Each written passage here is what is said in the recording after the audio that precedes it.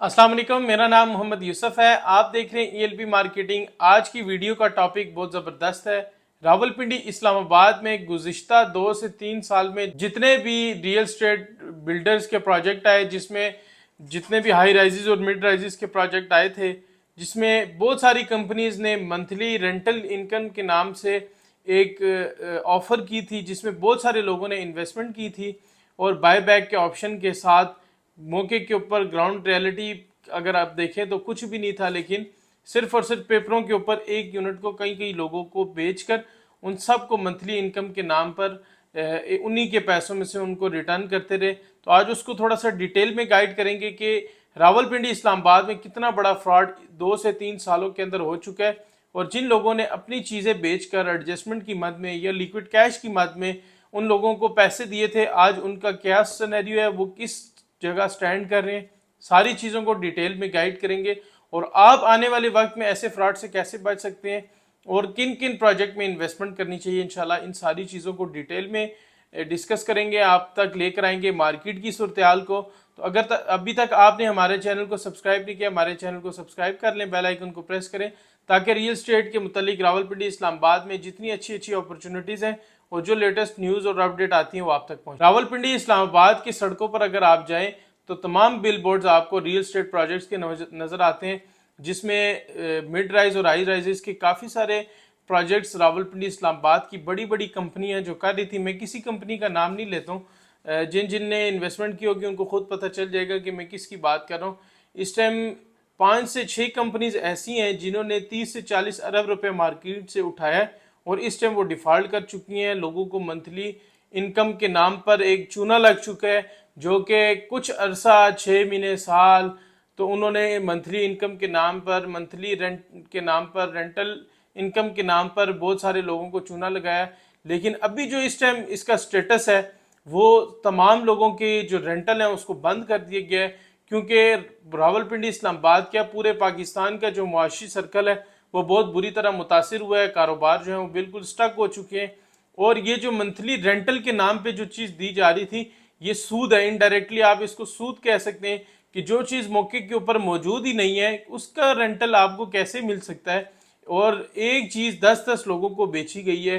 एक ही प्रोजेक्ट जो है जिसमें यूनिट ही 300 है, वो 3000 यूनिट बेचे गए हैं।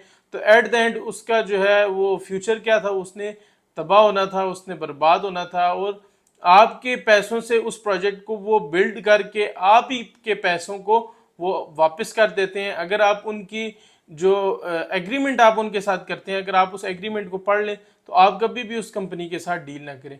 अच्छे अच्छे दफातर बनाकर, अट्रैक्टिव चीज़ें, अट्रैक्टिव मार्केटिंग करके, अच्छे अच्छे ब्राउशर बनाकर, 3D डिज़ाइन बनाकर लोगों को गुमराह किया गया है। और हमारे पाकिस्तानी अवाम के अंदर एक चीज़ बहुत आम तौर पर पाई जाती है कि वो जहाँ पर लालच देखती है वहाँ पर वो अपने होशो हवास खो बैठती है। तो अगर आपको ये नज़र आया कि आप 10 लाख रुपए पे आपको 20,000 रुपये मंथली मिल रहा है, 25,000 रुपये मंथली मिल रहा है, तो आपने ये नहीं देखा कि ये सूद है, ये 2 नंबर है, ये हराम है, या आपके पूरे के पूरे 10 लाख रुपए डूब सकते हैं। आपने इस बात को नहीं देखा, बल्कि आपने अपना जो भी जमा पूंजी थी, घर का जेवर हो गया, या कोई सेविंग्स की थी, या कोई गाड़ी या कोई मोटरसाइकिल चीज़ को बेचा ताकि थोड़ी बहुत इनकम मुझे आती रहे, तो मैं अपने घर का खर्च चलाता रहूँ। इसमें बहुत सारे जो लोग मुतासिर हुए हैं, वो निचले दर्जे के जो मुतवसत तबके के लोग हैं वो भी मुतासिर हुए हैं। रावलपिंडी इस्लामाबाद में अच्छी अच्छी कंपनीज़ ने लोगों के अरबों रुपए लूट लिए।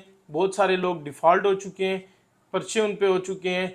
और आने वाले 2 4 5 साल रावलपिंडी इस्लामाबाद के बिल्डर्स के लिए, जो अच्छे बिल्डर्स हैं उनके लिए भी मुश्किलात पैदा कर दी हैं, क्योंकि जब मार्केट के अंदर एक गलत रुख पर काम जब शुरू होता है तो उसमें अच्छे लोग भी मुतासिर होते हैं। जो अच्छे लोग हैं उन्होंने अपनी डिलीवरी भी दी है, उन्होंने अपने प्रोजेक्ट को बनाया भी है। इस दौर के अंदर जो सबसे ज़्यादा मार्केट में जिस बंदे की क्रेडिबिलिटी है वो अपने काम के साथ मुखलिस होगा, वो आपके प्रोजेक्ट को डिलीवर करेगा। लोगों ने देखा देखी प्रोजेक्ट तो शुरू कर दिए, लेकिन एक प्रोजेक्ट को बनाना, उसको डिलीवर करना बहुत मुश्किल काम होता है। तो मैं समझ सकता हूँ इन सारी सूरत हाल को कि जो जो मेरी ये वीडियो देख रहे होंगे वो लाजमी इस चीज़ से मुतासिर हुए होंगे। तो अब कुछ भी नहीं हो सकता, मामला नैब के अंदर जाएगा, FIA के अंदर जाएगा, प्री बार्गेन होगी, आपको कुछ भी नहीं मिलेगा। तो लिहाजा आपसे गुजारिश है कि हमेशा सूद की लानत से बचें और फिक्स रेंटल से आप अपने आप को बचाएं। हमेशा आप अच्छे बंदे के साथ अच्छी चीज़ में इन्वेस्टमेंट करें और हमेशा अपनी इन्वेस्टमेंट को शरीयत के एतबार से देखकर इन्वेस्टमेंट करें। थोड़ा सा डिस्कस करते हैं रावलपिंडी इस्लामाबाद की मार्केट के हवाले से। आपको पता है मार्केट में ऑलरेडी काम जो है वो इतना अच्छा नहीं है, प्राइसेस नीचे आई हुई हैं, बहुत अच्छी कीमत पर बहुत अच्छी चीज़ मिल रही है। तो आने वाले रावलपिंडी इस्लामाबाद में या पूरे पाकिस्तान की प्रॉपर्टी का क्या स्टेटस होगा, इसको भी डिस्कस करते हैं कि अब जो है वो रावलपिंडी इस्लामाबाद या पूरे पाकिस्तान के अंदर फाइल बिजनेस जो है वो उस अपने अख्ताम को पहुंचने के करीब है। अब इंशाल्लाह उस चीज़ का काम होगा जो ऑन ग्राउंड मौजूद होगी, जिसकी रियलिटी नज़र आएगी, जो रियल स्टेट होगी। अब फाइल सिस्टम से निकल कर जो रियल स्टेट का बिजनेस है वो रियल होने जा रहा है, और जो बंदा अपने आप को अपग्रेड नहीं करेगा, जो डीलर, जो इन्वेस्टर, जो मेंबर अपने आप को अपग्रेड नहीं करेगा, वो नुकसान उठाएगा। लिहाजा फाइल से निकलें, CDA के अप्रूव्ड, RDA के अप्रूव्ड प्रोजेक्ट के अंदर इन्वेस्टमेंट करें और ग्राउंड रियलिटी के ऊपर इन्वेस्टमेंट करें, जिसमें रावलपिंडी इस्लामाबाद में बेशुमार अपॉर्चुनिटीज़ मौजूद हैं।